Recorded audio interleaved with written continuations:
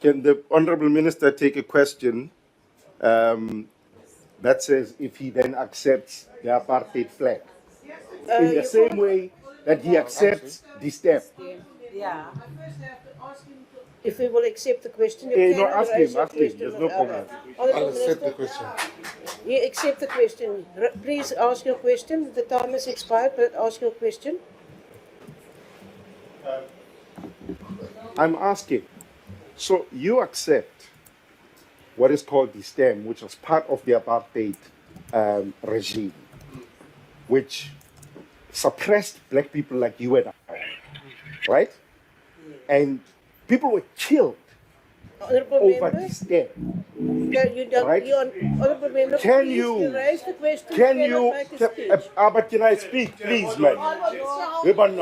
Yeah, he must elaborate where the Can question you, came from. Minister, accept the stem or accept the apartheid flag in the same way that you accept the stem? Because the two go together. You raise a flag so that you sing the anthem. Thank you. Honourable Minister. No, the two goes together in your world, not in the real world. Because in the real world, the old flag does not exist anymore. So the stem is part of the national anthem. I will accept it. You see, there's so many amongst you that wants us to still live in the past. We have moved on. You can stay there, but we no longer live there. We will sing the stem. Thank you, Minister. Your time is... Hey, this GNU is powerful, man.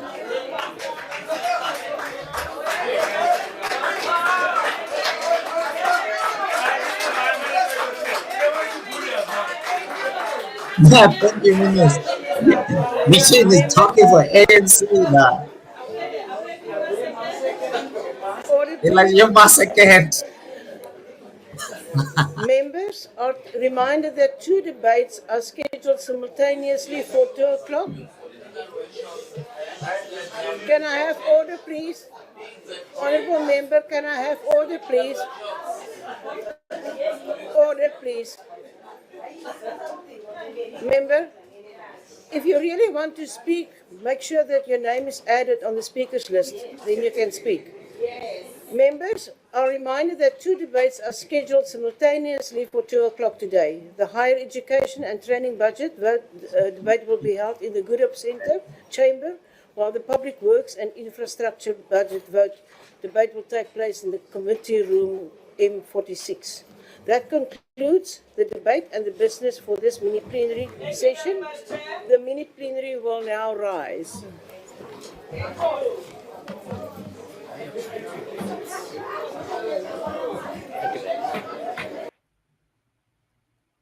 This AI tool will take your idea and create a complete book, complete with design, images.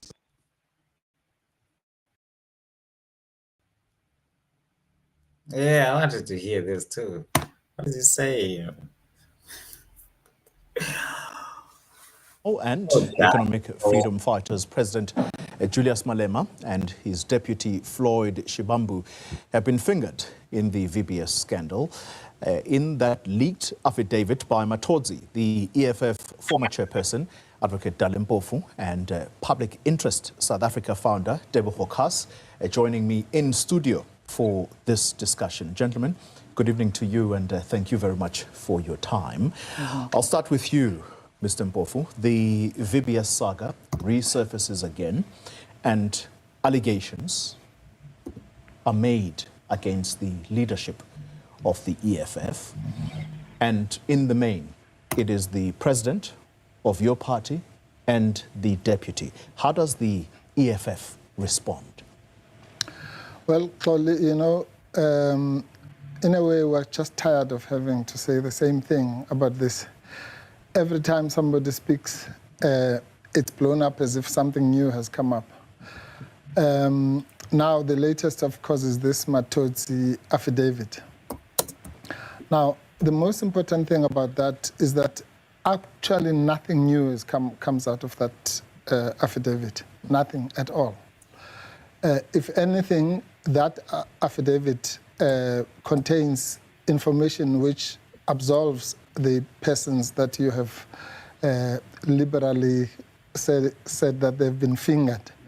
Because Matotsi says, remember in the previous, all the previous reports, Mutao and Daily Maverick and all that, it was said that these were monies that were paid to the persons that you've mentioned. Matotsi now says, no, this was a donation to the EFF, not to the persons that you are mentioning. And he says that he had of course he does say that he had a meeting with them, but he specifically says that it was a donation to the EFF. So there are three things that need to be separated.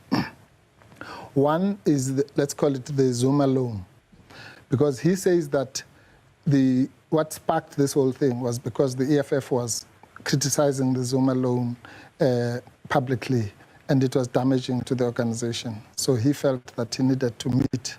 Now, that's very normal. I can tell you, I've been in the corporate world. I've been a so-called corporate affairs and stakeholder management. I've even been a CEO. That's what happens. If your company, if someone is talking about it, you either go yourself, if you're a CEO, or send your corporate affairs people to explain, as he says in the affidavit.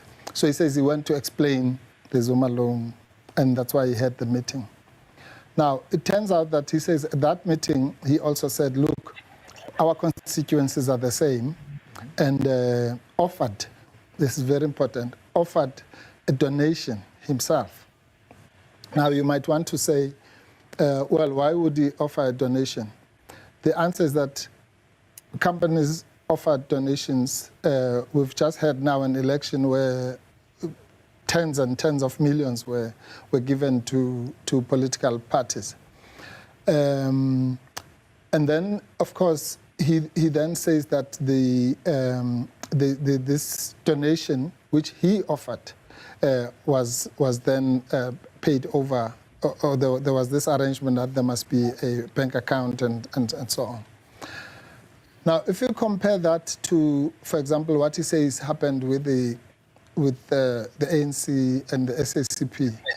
Now, he says those parties solicited or asked for donations, unlike the case of the EFF, where he says he offered it himself because of the coincidence of constituencies. I can't remember the exact wording in the affidavit. So the point I'm making, Paul, is simply this.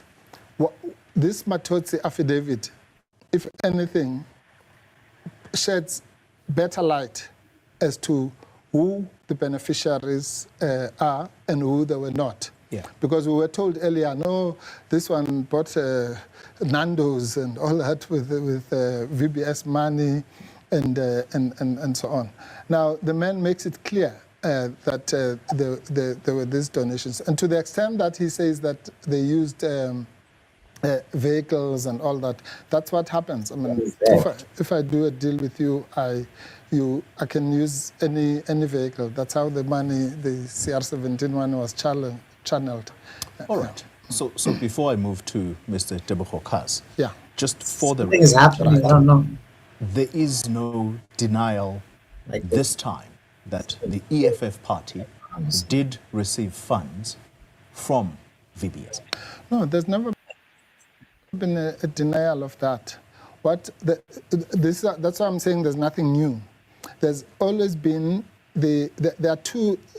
Okay, I was saying there are three things. The third thing is the loan, and that's what has always been in the public domain. Now, so you must separate what he calls the donation, which is what happens to political parties. There's no political party that doesn't receive donations. You see, let me assist you, Paul. So, what is being said here is that there's corruption, okay? So I say, where's the corruption? Where's the fraud? And where's the money laundering or any crime? Okay. And let me assist you. If, let's take the worst case scenario. Let's say the guy says, okay, I'll give you a donation. He doesn't say that, but I'm just making it up. Let's say he says, I'll give you a donation if you stop criticizing me. Let's assume he said that. He didn't even say that. Even if he said that, so what? Because it's not a crime to criticize someone on a public platform or not to criticize them for that matter. So it's not as an exchange for any corruption. What was the EFF going to get in return for not criticizing him, which happens, as I say, every time companies engage. I'll give you an example. A few years ago, I was accused of having met with Maria Ramos because we had threatened to march to APSA. And her people came. It was not her, by the way, but her people did come to my office to say, look, we want to explain the reason why you want to march and so on. And I listened to them, and that was it. So I will now go on to arrest Maria Ramos because he sent people from a bank because the EFF was saying things which they thought they needed to explain, which is exactly what happened here. Mr. Kass, for public interest South Africa, the revelations in the Matodzi affidavit, what do you make of those revelations, and where should the country's thinking be about those who are mentioned in those papers? Yeah, thanks for the question. You know, Mr. Mpofu might very well say there's no difference between those who approach and request donations and those who just sit passively and receive donations.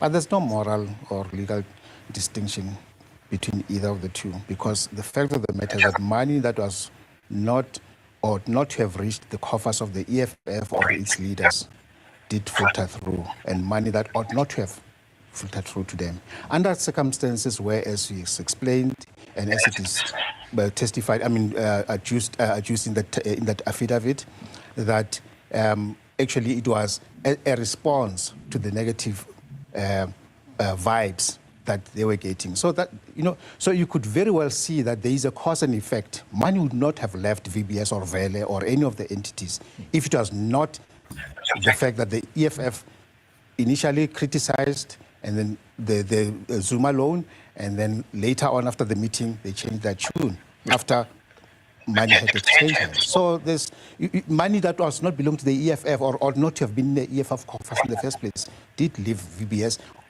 Poor old ladies' money left their bank to an entity that ostensibly fights for them. So we shouldn't really beat about the bush. Whether you have asked a bribe or what, but if you received a bribe, it's a crime.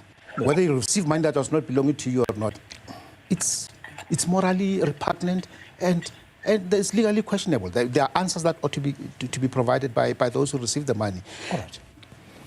Let's deal with what Mr. Kass has just said, Mr. Mpofu, that there has to be questions about monies that were not received legally. If the EFF did indeed receive donations from VBS, why did that money have to come through Skamega? This is a company that is owned by Brian Shibambu. This is a brother to the EFF deputy president. Right. Because if you are not denying today that the EFF did receive donations, then we know that those monies came via Skamega. No. Let me first correct Teboho. He says, which is correct, if you receive a bribe, whether you've asked for it or did not ask for it, doesn't matter. But that's the whole point. What does it mean, a bribe? A bribe for what? That's the point I'm making. If a company gives another company donations, we have a letter from Helen Zille saying to the Guptas, thank you for your generous donations. That it doesn't mean that we don't know the conditions under which those donations were given. Yeah. So a donation does not equate a bribe. That's what I need to explain to him. Yeah. So that's the first point. Then come to your question. I didn't say anything about how the money left this or whatever, or who received it or didn't. I'm saying to you that even on the Matodzi version, I don't think the Matodzi version it should be taken seriously. We shouldn't be sitting here, at least the one thing you said correctly in your introduction was that we're talking about a convicted fraudster. Now, that alone, in law, there's something called a cautionary rule. When you are listening to evidence, even in a court situation, evidence of an accomplice, let alone a convicted fraudster and criminal, just an accomplice, if we do something, Tebogo and I, and then I testify, but we did it together, the courts apply what is called a cautionary rule, because that evidence is prima facie unreliable. Okay, so that's where the thing comes from. Yeah. So now I'm saying, put aside the cautionary rule. Even if you take it as at face value, it is exculpatory, at least as far as the specific leaders are concerned. Now, whether the money, as I've said, if you use a vehicle, the 1 billion rand that was paid to Ramaphosa was paid through SPVs. That's how the donor wants to do it. That's how the donor wants to do it, or that's the arrangement that is made. It doesn't really matter. The point of the matter is that a donation to a political parties survive through donations. Before the Political Party Funding Act, so this happened in 2017, according to Matotsi, and that act came in place in 2018. So one thing I can assure you is that when we have a rally, when we have this and the other, we go and ask for donations from people. It's not a crime. It may not be a crime. You want to come in, Mr. Yeah, assuming it was a donation, as you rightly, put that question earlier, why did he have to go through many other hops before it go to the EFF? Because he says the donation to the EFF. And why would there have been a need to backdate contracts to make it look regular contract? In circumstances where it was just a donation. So if Helen Zille wrote a letter saying, thank you, you gave money to the DA, so be it. Right. The money didn't leave a coffer of Vele to go to the DA or of the Gupta to go to another entity, another person. How do you know that? And then before it goes to Zille. Because that's how it was reported. It was reported, and as he had confirmed in the letter, that the monies left, they received a donation from the Guptas. So, Mr. Mpofu. Yes. Simple question. Now that the EFF is open about receiving donations from VBS, how much money in total did the EFF receive? Okay. I don't know what you're talking about, the EFF being, now that it's open. You must listen to everything our leaders have said from the day.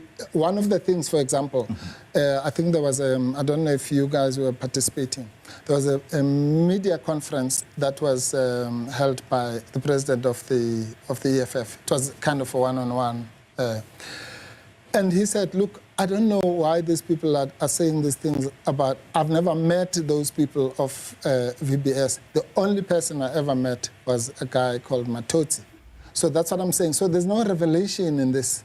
So unless if you said, look, you said you only met Matotsi, now it turns out you've met this one and that one and that one. So that's already been done. The other thing is the confusion between two things. Between the donation and the loan. Okay, which is what Tebogo, the mistake he's making. The issue of the loan to Skameka is separate. Even according to Matotsi, that happened on a much later separate occasion about renovations and what have you.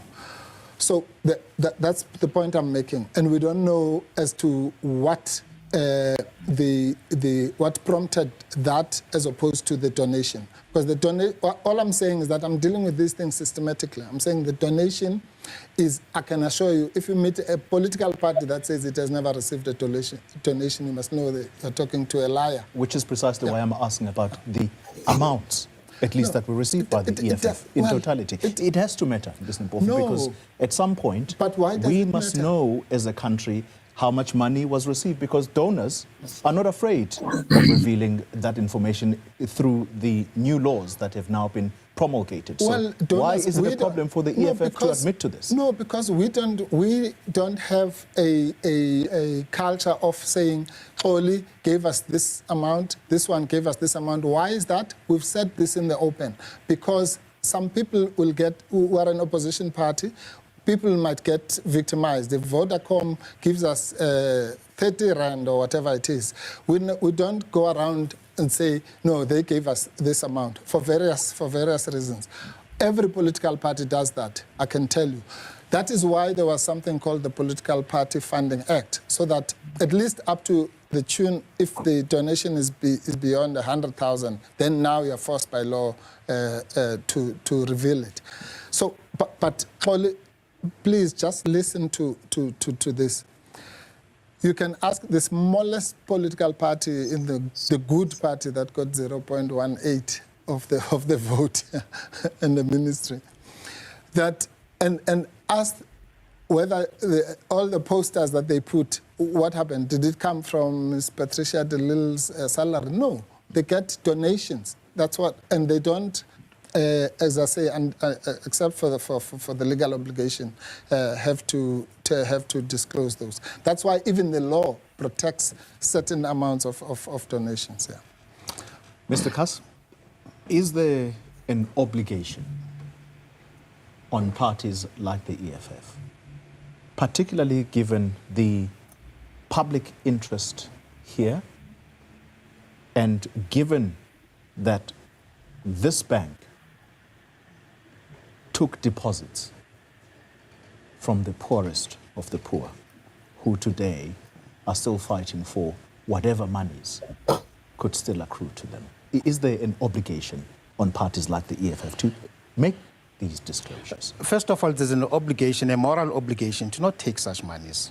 You know, when you know that this money belongs to people who are needy, and you know there's not even an intention to even repay if it's a loan. Even the monies that were ostensibly given as loans to Skameka, we know they were used to fund Grand Azania somewhere in Pefeni, Orlando West. And we know that even some of those, that 6 million, I think that's the figure, correct me if I'm wrong, some of it filtered through to the EFF. Not all of it was used to channel it into Skameka. If I still recall, you correct me if I'm wrong. Yeah, wrong. But yeah, okay. If I'm wrong, suppose I'm wrong, which we shall accept. It is how much of that 6 million has the EFF repaid to VBS? Okay. Again, let me. If it was Skameka, right. So Skameka has repaid to yes. Well, Skameka has repaid every cent of money that was paid to them. That's the first thing. The second thing is that again, and I'm sorry to have to correct Tebogo again for the third time. Yeah,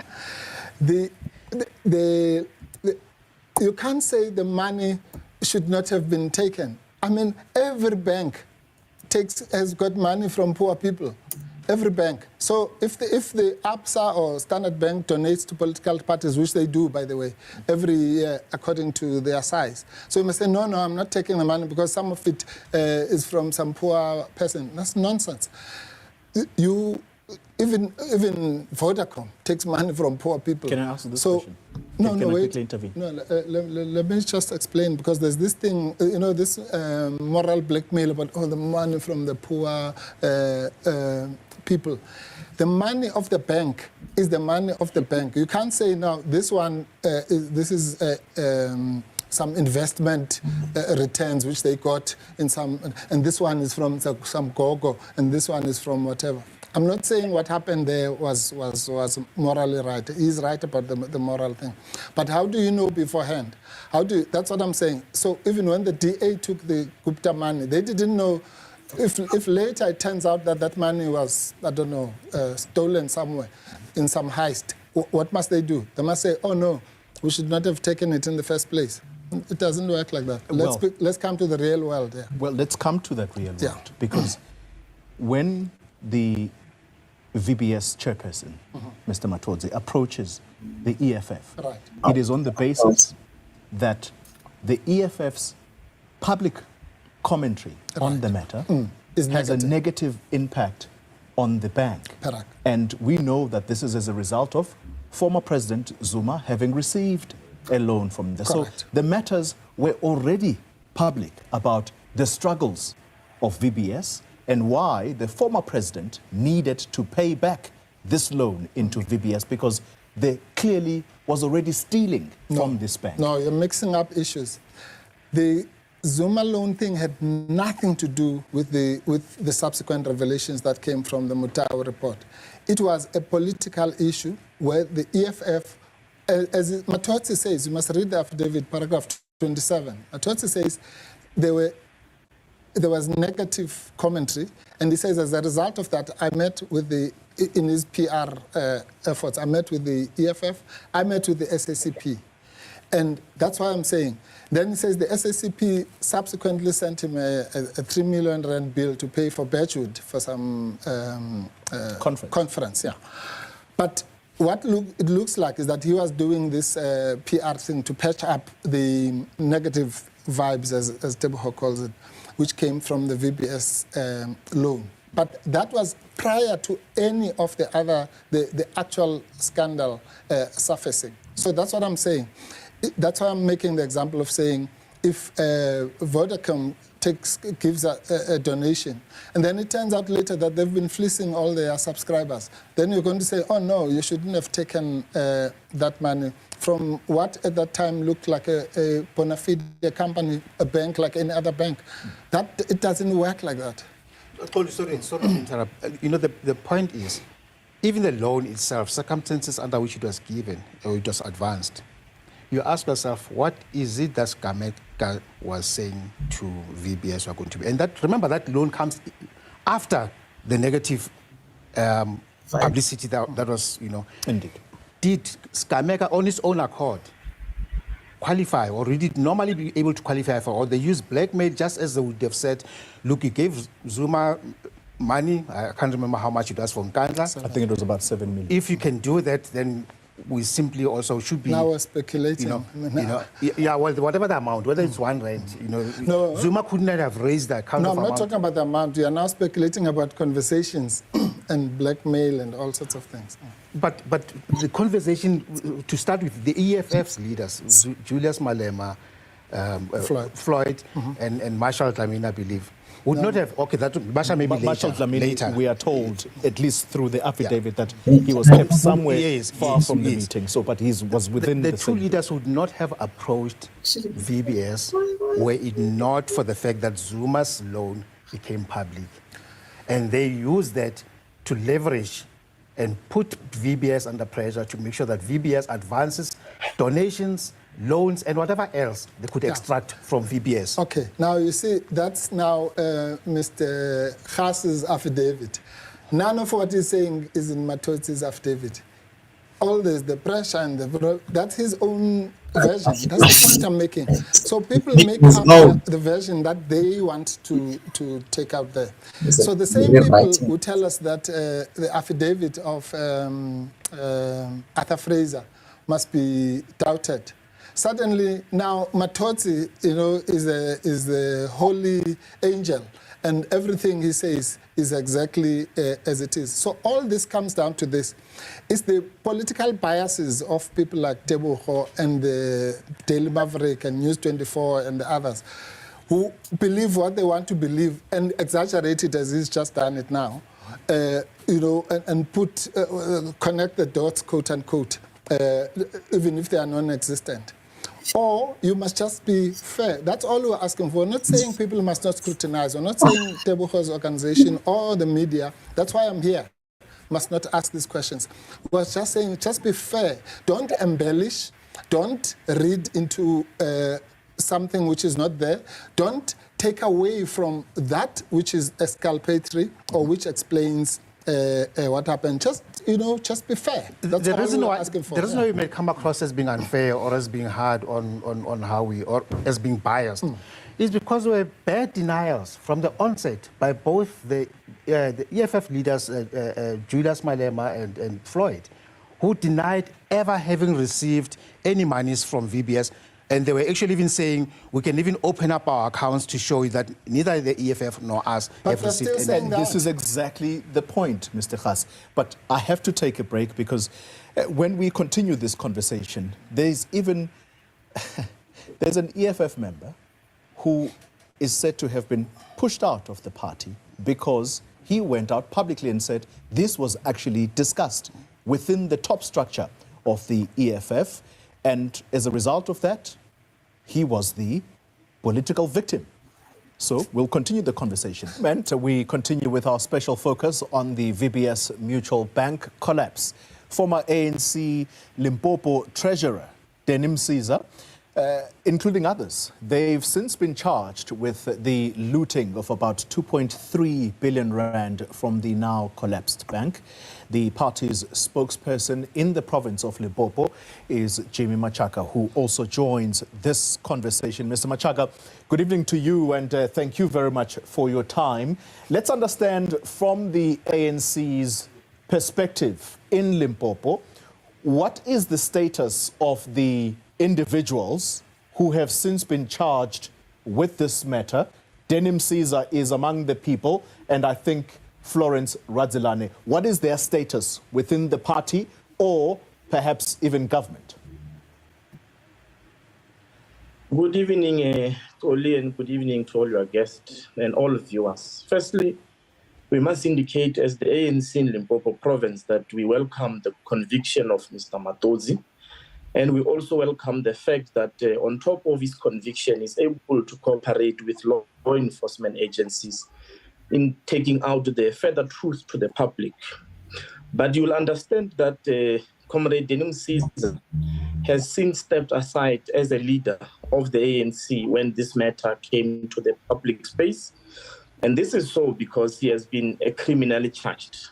Secondly, you will notice that the deputy chairperson of the ANC, Comrade Florence Radzilane, remains the leader of the ANC. And this is so because in terms of the policy of the ANC, Florence Radzilane has not been formally charged by the law enforcement agency, and therefore there's absolutely no basis why she ought to step aside.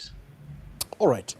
Let's bring it back into studio. In fact, that's a very interesting comment, because perhaps we should have started with that question to you, Mr. Mpofu, as a political representative of the EFF. Right. Whether the EFF welcomes the conviction of Mr. Matodzi.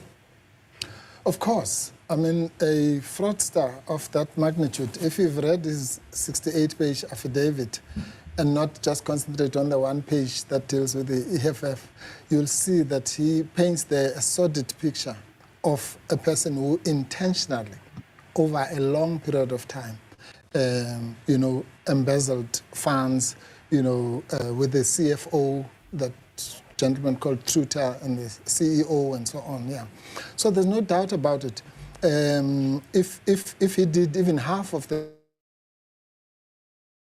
things that he says in that affidavit, then.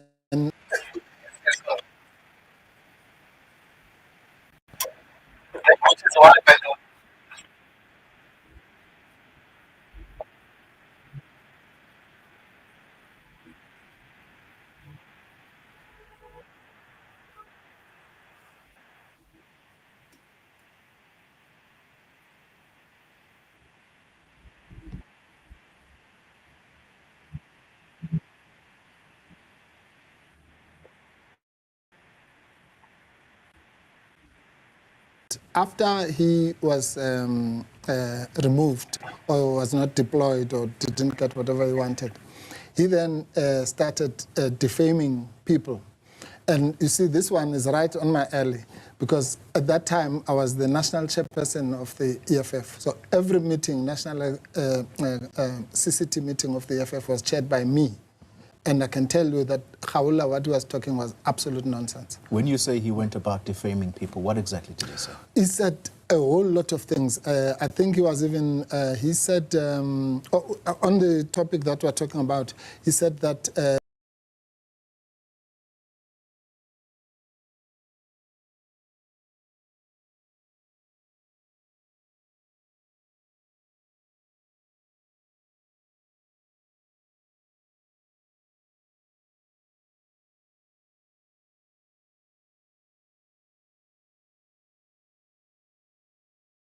was not received. But I'm saying in a meeting that I would have been chairing of the Central Command team, that did not happen. I'm telling you that as a fact. We can bring Khawula here. But the Supreme Court disagrees because it found in his favor. No, but So it couldn't have been defamatory if the Supreme Court spelled it in black and white? No, the Supreme Court, how could the Supreme Court find that this was said in a particular meeting? How could it do that? I mean, it just used common sense. No, it's not the finding. The finding was that the case of defamation against him could not be sustained. It doesn't mean that if they were asking about what happened in a meeting, they would have called me or him, and we would have had a Haji Baji. That didn't happen. So how could they find that he was telling the truth? I don't want to get into legalese. The fact that the SCA might find in your favor in a defamation case doesn't necessarily mean that what you've said was true. It might mean that the other side did not disprove or whatever. As I said, I don't want to get technical, but I'm telling you as a fact, Kholi, that what that gentleman was saying was untrue, at least. But if it was untrue, it was then defamatory. But the Supreme Court says, no, that could not have been defamatory. No. That is not. That is why they actually said he was entitled to make such comments because there was a basis. It was public interest. Public interest. There was also another element of it, which there's some truth in what we're saying. You know? Okay, you see, now you're forcing me to talk about the law. Public interest. If I say Kholi stole my water and it's in the public interest that I must say so, the fact that he might not actually have taken the water does not mean that it's defamatory what he's saying. So you couldn't sustain a defamatory charge at the Supreme Court in other ways? Yes, but that does not mean that... So he never defamed anybody in other words. All right. Gentlemen, let's continue to bring into the conversation Mr. Machaga. Mr. Machaga, let's talk about the municipalities that bent over backwards, and if the affidavit by Mr. Matodzi is anything to go by, those officials were put under immense pressure to make sure that these investments were flowing into VBS. What is the status of those municipalities, and what has been done, by the way, against the very officials whom came under pressure from people allegedly such as Denim Caesar? Look, ourselves as a party, our position has not changed as far as this matter is concerned. One, we still remain firm that whoever that have participated towards the collapse of the VBS must be brought to books. All municipalities that were actually affected, who made investments, some which did not even receive those investments back, we have directed our deployees in those respective municipalities to subject whoever officials that has invested this hard-earned money from the public purse to be subjected to corrective measures. Some of the municipal managers have been suspended. Some are actually being prosecuted and are attending courts on various occasions. We have indicated that CFOs who have accepted to break the law must also suit. And I'm very happy with the status in that all those affected institutions, indeed, there were corrective measures. And we have also further, as the party, directed that where it is feasible, there must be all attempts to recover whatever that could have been lost as a result of that unlawful investment. That is how far we have went as a party. And let's also clarify one aspect relating to the deputy chairperson of the ANC. When you examine the affidavit of Mr. Matodzi, there is no way he's making any indication that the transaction he allegedly made were directed directly to the deputy chairperson of the ANC, Ms. Florence Radzilan. You will notice that in the affidavit, he himself says, we have deposited this money into Mushate company. And there is nothing further to suggest that Mushate company in return have then given this money to the deputy chairperson of the ANC, Comrade Florence Radzilan. It could possibly be true, I may be wrong, that some of these monies that were actually generated from VBS through the engagement with Mr. Matodzi, various names of leaders and politicians were actually dropped in order to receive those money. However, they've never received, they were never given to whoever name that they've used in order to secure such funds. Yeah. Florence Radzilan, the person you talk about, as you mention, she's a very senior politician in Limpopo right now. She's a deputy chair, but she also serves in government in her capacity as MEC. Has she ever appeared before the party's Integrity Commission? You will notice that this matter is not coming to the public for the first time. Previously, yes, she did. She did explain her role in the entire saga. And up to now, there is no any shred of evidence that will suggest the ANC to act otherwise, even on the strength of this affidavit that is in the public space. One, there is nothing new than what was also said by Terry Mutau in his report that warrant the ANC to relook into that matter. However, in the event there is anything new, in the event there is any other evidence that suggests the ANC to act on this matter, we can assure you here now that the ANC will, without a fear, act on her. But as of now, on the strength of this affidavit, I do not think that it helps the ANC either way, because these issues have always been there and there is nothing new. The VBS scandal. And with me for this conversation, Advocate Dalimpofu. He is in his capacity as former chair of the party. Debo Kas is with an organization, it is called Public Interest South Africa, and on the virtual platform is ANC Limpopo spokesperson Jimmy Machaga. Let's come to you, Mr. Mpofu. You've mentioned Daily Maverick on a number of responses, and I'm thinking... That sponsored white monopoly capital rag. Yes, I have. Let me say this to you, and that is that Polly van Wyk, who has been the lead reporter on this story, is quite clear that all of her investigations, they were based on the money trail, the money flows, and how these monies would end up in the bank accounts of the EFF leaders. Now, here comes Chifua Matodzi, the person who had personal experience, because he is the man who tied up these deals. And he goes and mentions in some way or form corroborating what the reporter at Daily Maverick has been saying. Is it mere coincidence that there is an affidavit now that tries to stitch together this evidence in almost a similar way that Polly van Wyk has said through her reports? No, Mr. Mgambi, you see, unless if you don't know the meaning of corroborate, how can an affidavit that says the exact opposite of what Polly van Wyk was saying corroborate her? Polly van Wyk's so-called money trail says, as you correctly say, the money went to Floyd Shibambu and Julius Malema, and they bought Nando's and all sorts of things. Matodzi doesn't say anything of the sort. He says the exact opposite.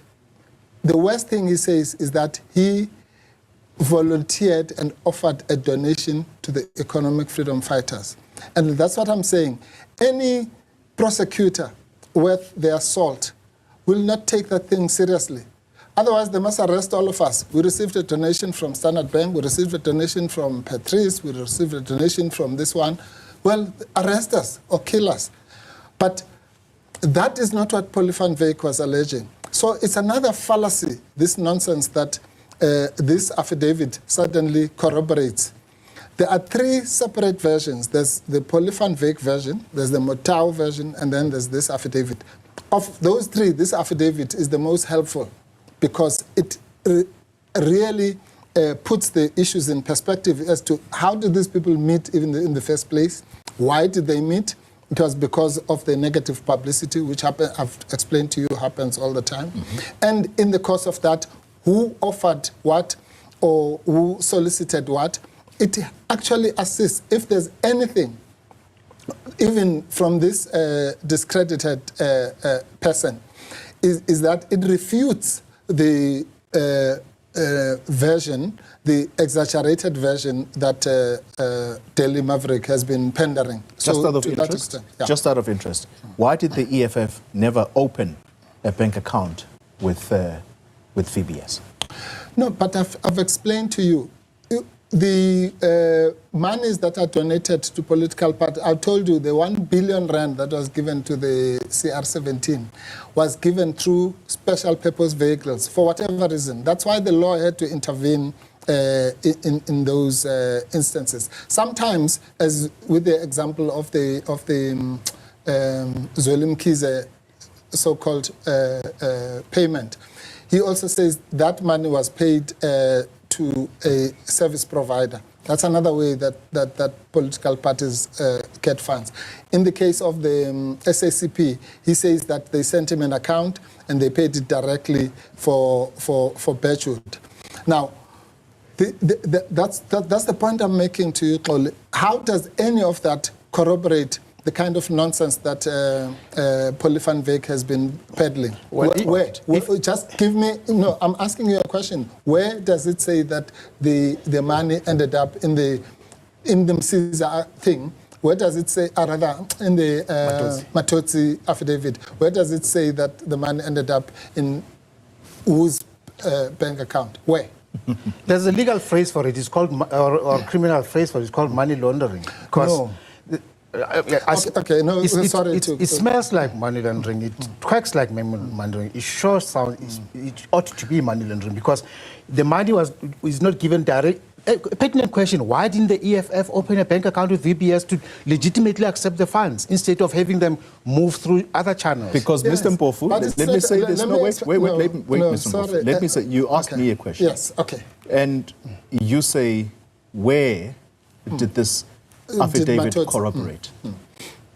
If on the one hand you say that this affidavit, if anything, it dispels some of this, you then have to ask the question, why, on the basis of this affidavit, if this was the person to give money to the party, he advises that that money will best be channeled through you as a party opening a bank account with VBS. Yes. Why did the party never do that and instead accepting to take monies through SPV's special purpose vehicle? Yes, but clearly that's the point. Why it's a decision that was taken at that time. But is it a crime to take money through an SPV? That's what I'm asking you. And to assist my friend Tebogo, money laundering is when you hide money. If what you're saying, for example, about taking the money and then you take the money to conceal criminal activity. What is the criminal activity? Not criticizing VBS in a rally. What kind of rubbish is that? So what was when you launder money because you want to hide criminality. That's the point. You have to ask, what is this? I'm asking both of you. What is this underlying? You might say, okay, you could have done it through this vehicle or that vehicle or through the EFF itself. Well, if you want to arrest us for that, for not using your preferred method of obtaining the money, well, do it. But don't criminalize something that happens every day with every political party and even with individuals for that matter. Okay. Mr. Kass? The underlying crime, if there is to be a crime, is that the EFF leaders went to Matotsi and put... Matotsi went to the, whichever way it happens. Matotsi approached EFF leaders, and EFF leaders willingly and through their own volition attended to a meeting with Matotsi where such arrangements were made when they knew full well they were not entitled to the monies that ought to. So that conspiracy happened to defraud the bank of the savings of the old poor people. Gentlemen, so that means every donation is fraud then? Out of time. The ANC has to give final thoughts. Okay. Mr. Machaga, is there a need, you think, for the ANC to apologize to the people of Limpopo? Because Limpopo was really heavily defrauded here through these municipalities. Indeed, Xoli, there is actually a need because apart from the fact that our grannies, our parents have lost their hard-earned money, professionals have lost their careers. Some are not able to be employable elsewhere. And it will be very important that in future decisions in all levels of government, we need to make decisions that are within the boundaries of the law. Of course, the truth is becoming to come out. Yeah, of course, it's also taking such long period. But we remain hopeful that at the end, this will be saved. The people of Limpopo should fully understand that the ANC put their interests at heart and will continue to serve them with distinction. The matter of VBS, never again will it happen in our province and under our watch. We will do everything necessary to prevent any future recurrence as far as matters such as this or similar to this in our province. Jimmy Machaga, spokesperson for the ANC Limpopo. Advocate Dalimpofu, I've got to thank you for coming through in your capacity as former chair of the EFF. It's a pleasure. Teboho Kas, thank you very much on behalf of the organization.